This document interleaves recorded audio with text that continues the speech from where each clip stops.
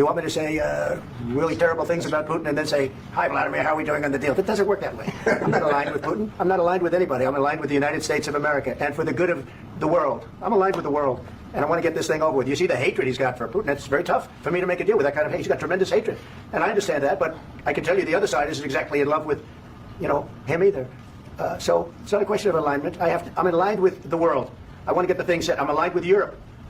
I want to see if we can get this thing done. You want me to be tough? I could be tougher than any human being you've ever seen. I'd be so tough.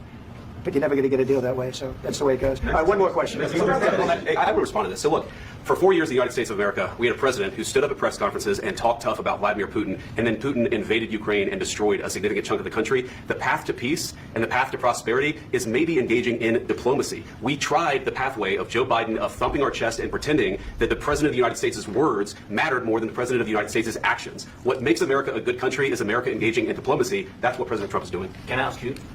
Sure. Yeah? Yeah. Okay. So he occupied our parts, big parts of Ukraine, part of East and Crimea. So he occupied it on 2014. So during a lot of years, I'm not speaking about just Biden, but those time was Obama, then President Obama, then President Trump, then President Biden, now President Trump, and God bless, now President Trump will stop him. But during 2014, nobody stopped him. He just occupied and took. He killed people. You know what the contact 2015. 2014. 2014. Yeah. So I was not here. Yeah, but exactly right. Yes, but during 2014 till 2022, the situation the same. That people have been dying on the contact line. Nobody stopped him. You know that we had conversations with him, a lot of conversation, my bilateral conversation, and we signed with him. Me, like a new president in 2019, I signed with him the deal. I signed with him, Macron and Merkel. We signed ceasefire. Ceasefire. All of them told me that he will never go. We signed him with gas contract. Gas contract. Yes, but after that, he broke this ceasefire. He killed our people, and he didn't exchange prisoners. We signed the exchange of prisoners, but he didn't do it. What kind of diplomacy, JD, you are speaking about? What do you mean? I'm talking about the kind of diplomacy that's going to end the destruction of your country. Yes, but if Mr. President, with respect, I think it's disrespectful for you to come to the Oval Office and try to litigate this in front of the American media. Right now, you guys are going around and forcing conscripts to the front lines because you have manpower problems. You should be thanking the president for trying to bring it into this conflict. Have you ever been to Ukraine? That you say what problems we have? I have been to. I've actually watched and seen the stories, and I know what happens is you bring them on a propaganda tour, Mr. President. Do you disagree that you've had problems bringing people into your military? And do you think that it's respectful to come to the Oval Office of the United States of America and attack the administration that is trying to prevent the destruction of your country? A lot of questions. Let's start from the beginning. Sure. First of all, during the war, everybody has problems. Even you, but you have nice ocean and don't feel now, but you will feel it in the future. God bless. You don't know that. God bless. God bless. You will not have a war. Don't tell us what we're going to feel. We're trying to solve a problem. Don't tell us what we're going to feel. I'm not telling you. Because you're in no position to dictate that. You're in no position to dictate what we're going to feel. We're going to feel very good. We're going to feel very good and very strong. You will feel influence. You're right now not in a very good position. You've allowed yourself to be in a very bad position, and he happens to be right about it. From the very beginning of the war. You're not in a good position. You don't have the cards right now. With us, you start having cards. Right now, you don't have. You're playing cards. You're playing cards. You're gambling with the lives of millions of people. You're gambling with World War III. You're gambling with World War III. And what you're doing is very disrespectful to the country, this country. That's back to you. Far more than a lot of people said they should have. Have you said thank you once? This entire meeting? No, in this entire meeting, you said thank you. You went to Pennsylvania and campaigned for the opposition in October. Offer some words of appreciation for the United States of America and the president who's trying to save your country.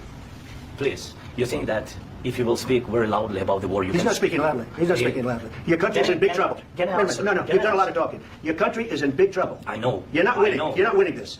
You have a damn good chance of coming out okay because of us. Mr. President, we are staying in our country, staying strong from the very beginning of the war. We've been alone, and we are thankful. I said thanks in this cabinet. You haven't been alone. We gave you, through this stupid president, $350 billion. We gave you military equipment, and you men are brave, but they had to use our military equipment. If you didn't have our military equipment, this war would have been over in 2 weeks. In 3 days, I heard it from Putin. In 3 days. This is something maybe new. Less. In 2 weeks. Of course, yes. It's going to be a very hard thing to do business like this. Just say thank you. I said a lot of times to American people. Except that there are disagreements, and let's go litigate those disagreements rather than trying to fight it out in the American media when you're wrong. We know that you're wrong. But you see, I think it's good for the American people to see what's going on. I think it's very important. That's why I kept this going so long. You have to be thankful. You don't have the cards. You're buried there. Your people are dying. You're running low on soldiers. Listen, you're running low on soldiers. It would be a damn good thing. And then you tell us, I don't want a ceasefire. I don't want a ceasefire. I want to go, and I want this. Look, If you could get a ceasefire right now, I tell you, you take it so the bullets stop flying and your men stop getting killed. Of course, we want to stop the war. But you're saying you don't want a ceasefire? But I said to you, I want a with ceasefire. guarantees. Because you get a ceasefire faster than an agreement. Ask our people about ceasefire, what they think. That wasn't Doesn't with matter for me. you what That wasn't with me. means. It That was with wasn't a guy named Biden, who was not a smart person. This That was is your- with, this that was is with your Obama. president. It was your president. Excuse me. That was with Obama, who gave you sheets, and I gave you javelins. Yes. I gave you the javelins to take out all those tanks. Obama gave you sheets. In fact, the statement is Obama gave sheets and Trump gave javelins. You got to be more thankful.